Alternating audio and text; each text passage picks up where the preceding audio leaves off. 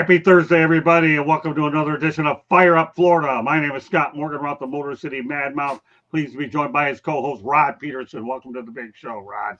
Hey, nice to be here. Nice to be anywhere. How's it going, Madmouth? Oh, we're doing all right. You know, I'm like a Timex, you know what I mean? But, you know, they take a licking and keep on ticking. I take a licking and keep on talking, and I haven't had much caffeine today. So for all you people that buy Timexes, now you get the comparison. Well, we got a great show lined up. Rod obviously covered the Panthers over. We're going to get to that in a moment.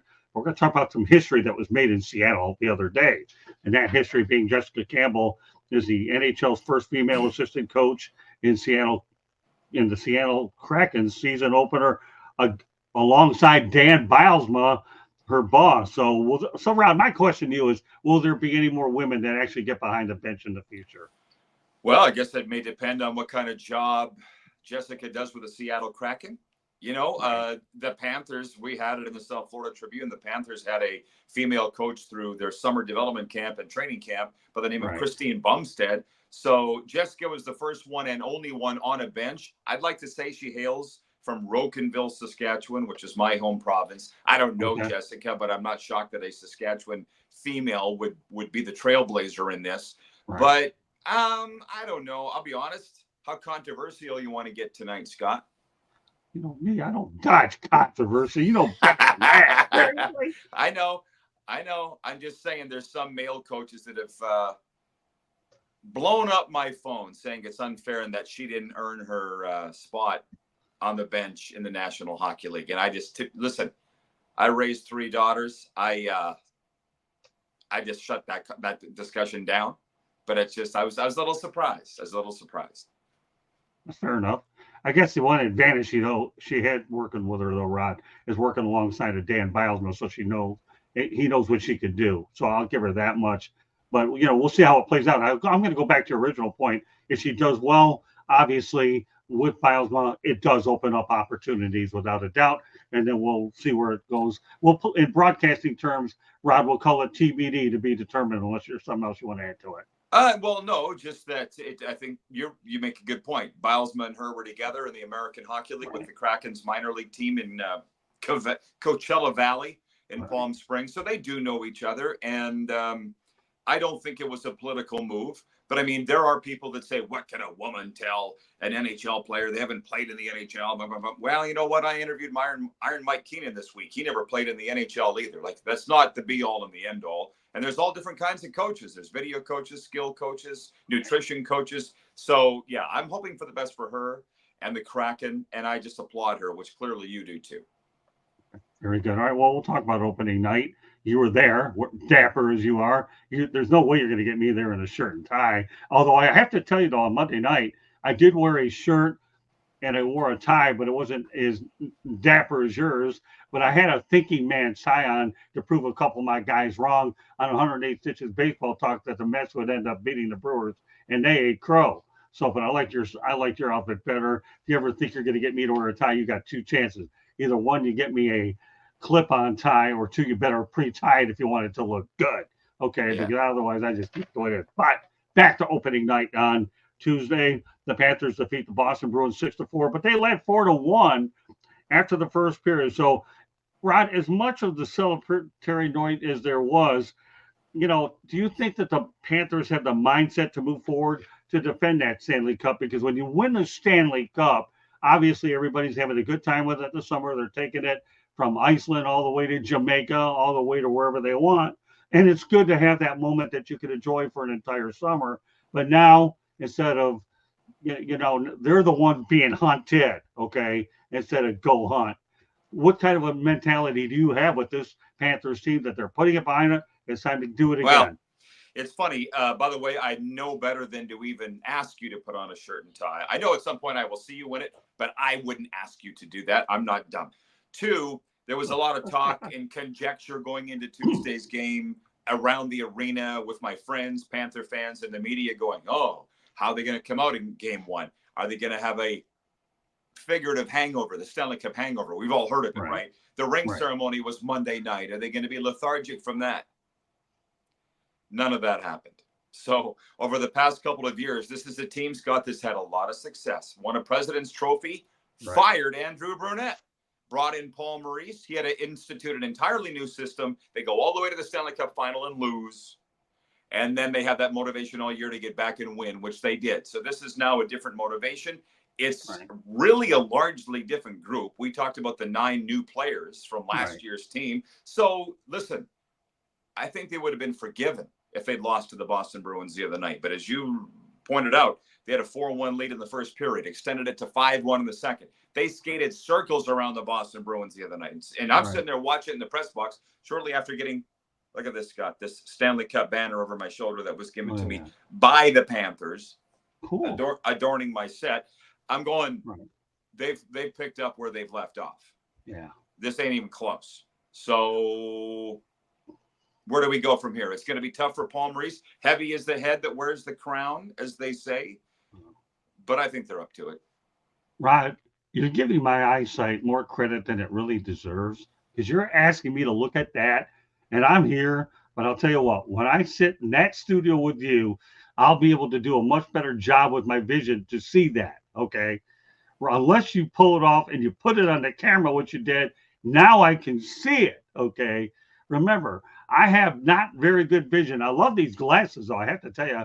But now I know that they are Stanley Cup champions, and I can see it. But when I'm in that studio on the Rod Peterson show, it'll be a lot easier to put my eyes on it. But thank you very much for putting it up and drawing my attention towards it. Okay, well, you know what, Rod, we have to say that it is a good night for Carterverhaeghe. After all he did was get an 8-year extension that's worth $56 million. What him, and as I understand it, you tell me, was it billzito that pulled him aside? We have a little bit more work to do, and all of a sudden, boom, he's got 56 million jingles in his pocket.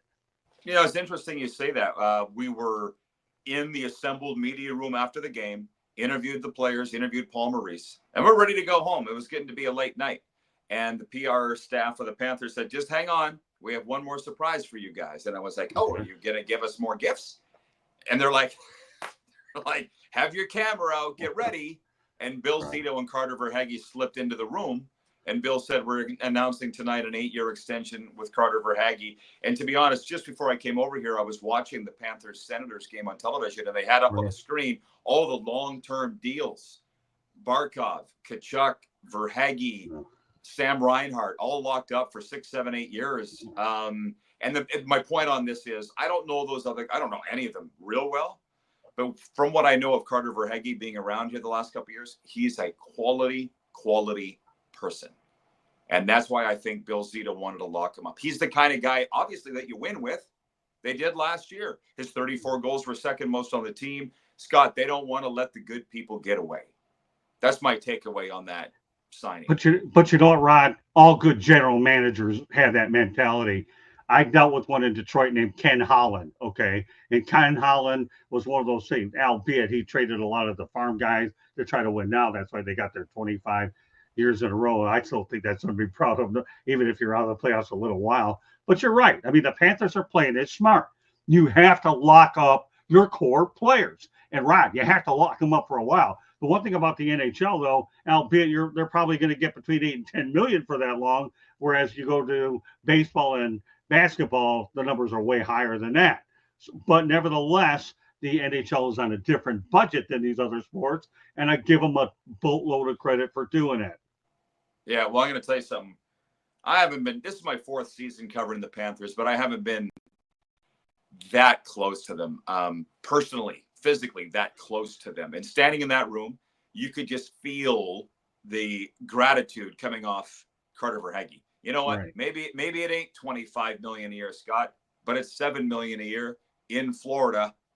I could tell he was a very happy guy. You know, and you talk about the job that Paulmaurice is going to have to do this year, or how well the Panthers would do. I think this team is going to be good for a long time. When you lock up those guys, it does. But you know what we're going to do, Rod? We're going to take a station break. Bring Candy Emily in here. Go ahead, Candy. Let's do it. You are listening to the South Florida Tribune YouTube channel. If you see that red subscribe button, hit it, like us, share us with all your friends and family. Monday nights, we talk baseball. Tuesday nights, we talk football. Wednesday nights, you never know what we're going to be talking about.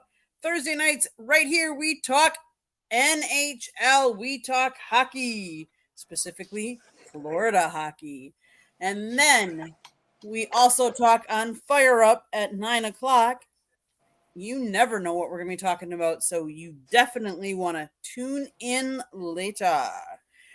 The South Florida Tribune Publishing Company published a book last November called Lessons from the Microphone, Tuning into the Enduring Wisdom of Visionary Leaders. It is written by your host, Scott, the Motor City Mad Mouth Morganroth.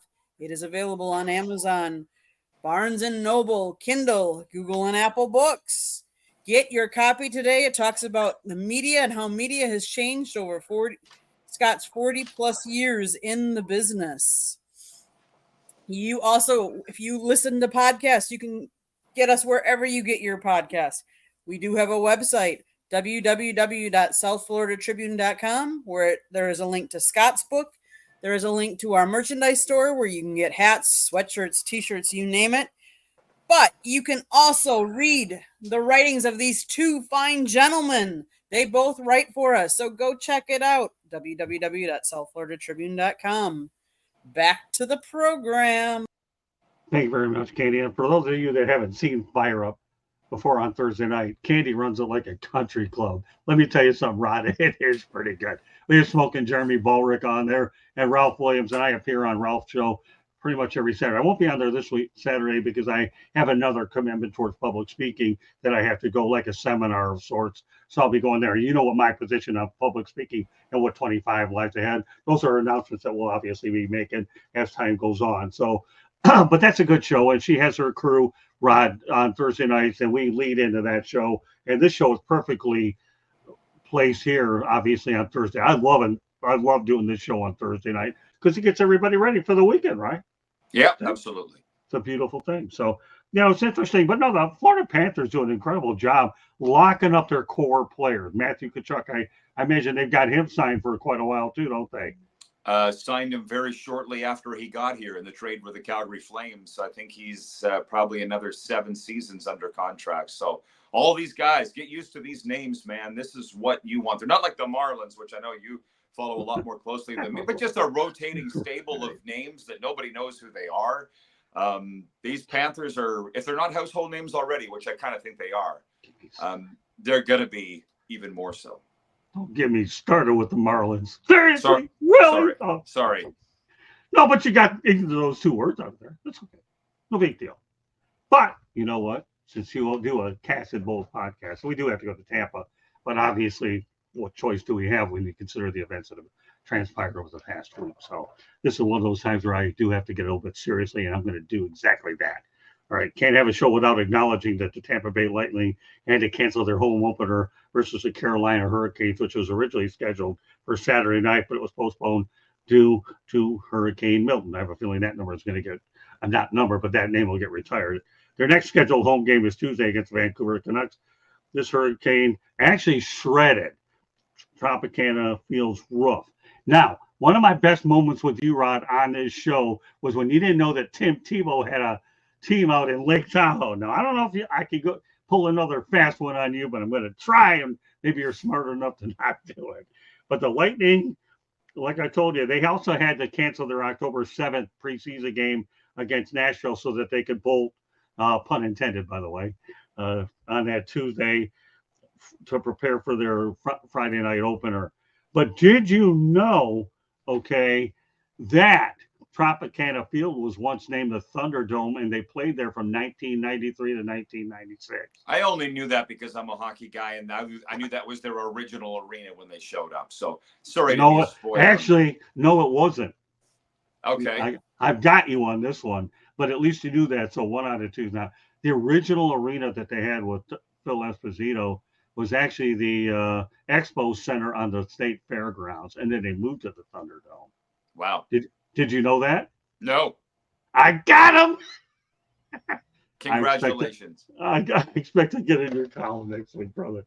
But so let's talk about the situation, that the Lightning are in. It's a tough situation anyways. It's one thing to have a lot of roster turnover, right?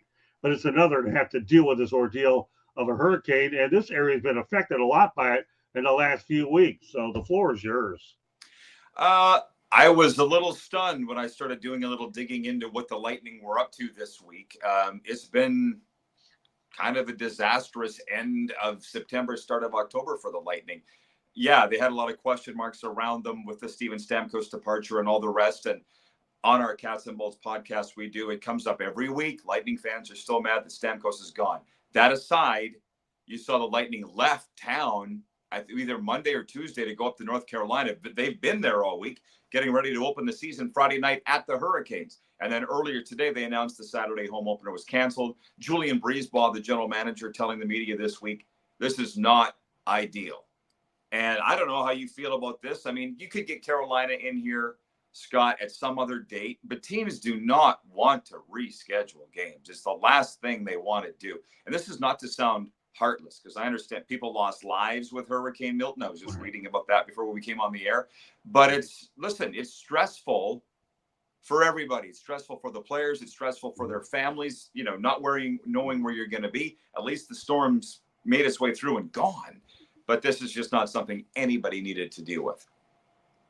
Yeah, but, we've been dealing with these disasters for a long, long time, Rod. We really have. And I agree. Nobody wants to reschedule them.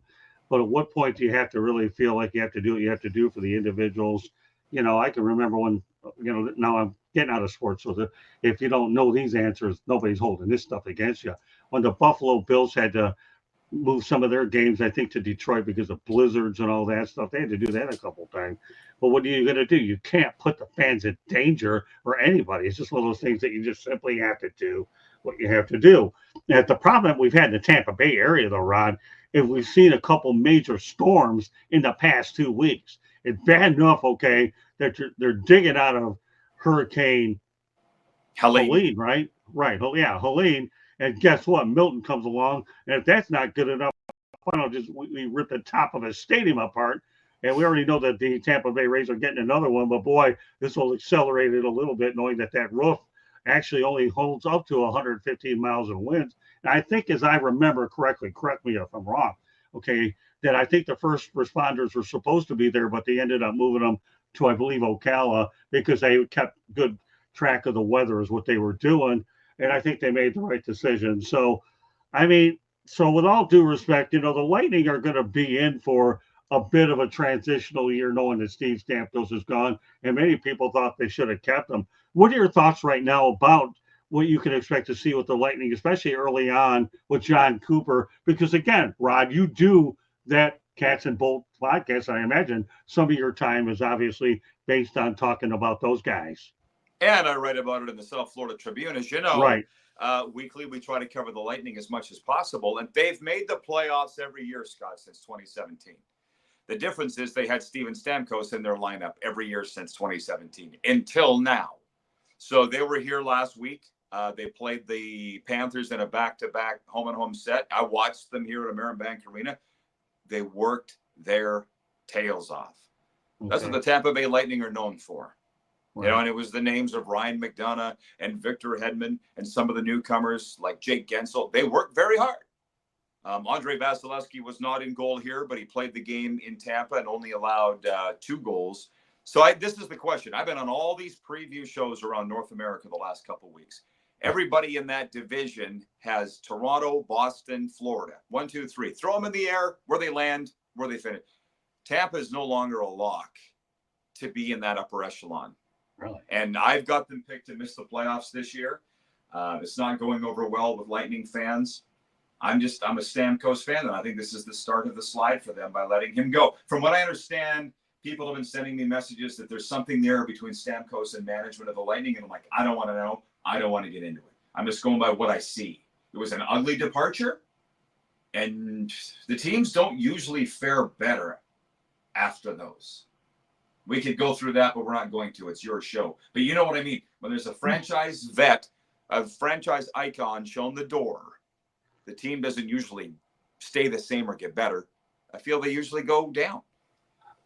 Well, you could probably equal that to like a bitter divorce. So yes, we can call it. I think that's how I would describe it myself.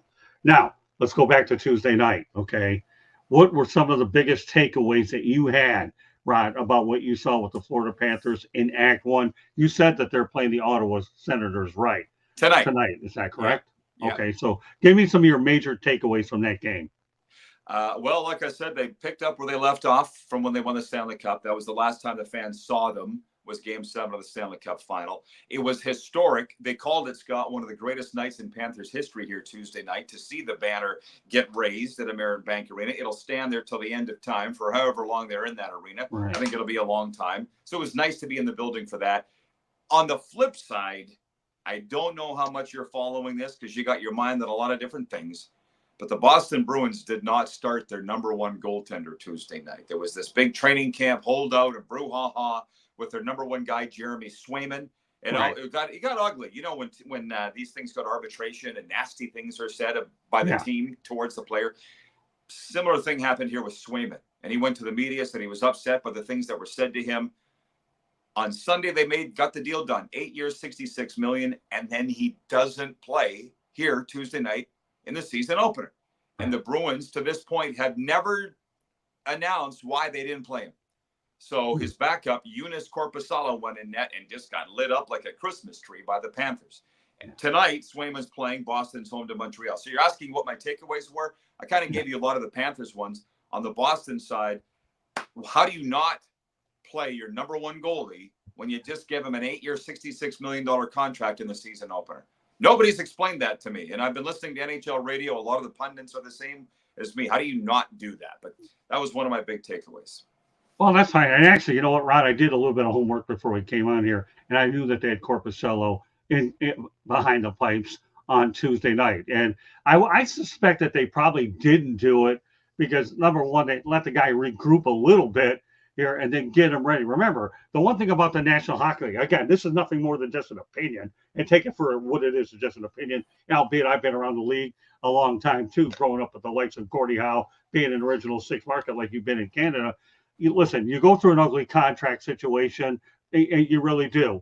And here's what you do. All right, let him catch his breath one day, we'll stick him in. An 82-game season in the NHL is absolutely brutal. I forget about those stupid preseason games that don't mean nothing to me. It is. I mean, when I say brutal, these guys get beat up, man. They get their heads slammed into glass, and they get knocked on their backsides and all that. You know, I love baseball. I think baseball is the ultimate chess game anyways. So hockey players and baseball players are different. Well, one's got a lot between their pipes here because of chest. The other one's getting their chest beat out of them, even with helmets. So, you know, I know that we can read into a lot of that. But, you know, I think now that Swayman has a contract, they're not going to have to worry about it for at least 8 years, right? Isn't that what you said the contract was worth anyways? Yeah, he's back in game 2. It's a long season anyway. So, and let's face it, I think quietly, and I repeat, Rod, quietly, the Florida Panthers and the Boston Bruins are starting to develop a interesting rivalry because these two teams have faced each other the last couple of years in the playoffs. So this is a rivalry. And it doesn't help matters or hurt matters that you got the Miami Dolphins and the New England Patriots anyways. So why don't we add the hockey twist to it? And if that isn't good enough, why don't you add the Miami Heat and the Boston Celtics? And you got a 3-ring circus of South Florida versus New England. Yeah, they've had some real wars, the Heat and the Celtics, you know, Eastern Final, well, not last year, but before that. Well, I'll tell you, just one last thing on the Bruins and the goalie. Yeah, you're right. I don't want to belabor it. There's a lot of people saying exactly what you're saying. It's one of 82 games. It's not that important. That's fine. Right. I've heard that a lot this week. Have you? Saying, but I heard, you're not dumb, Scott. I can appreciate your perspective. I don't necessarily agree with it. Bruce Boudreau this morning on NHL radio, I was so happy to hear him say, I don't get it. You give him all the money. How do you not play your number one guy in the first game? It's the season opener, Scott. It's special. It's not one of 82 games. But anyways, what I'm also really happy with is now this is my 4th season covering the Panthers, and the exact same things happen. The things happen that I wanted to. Okay. Fans are writing me on game day, saying, what do you think's going to happen tonight? What's the over-under on penalty minutes? Baba, who's going to go after who?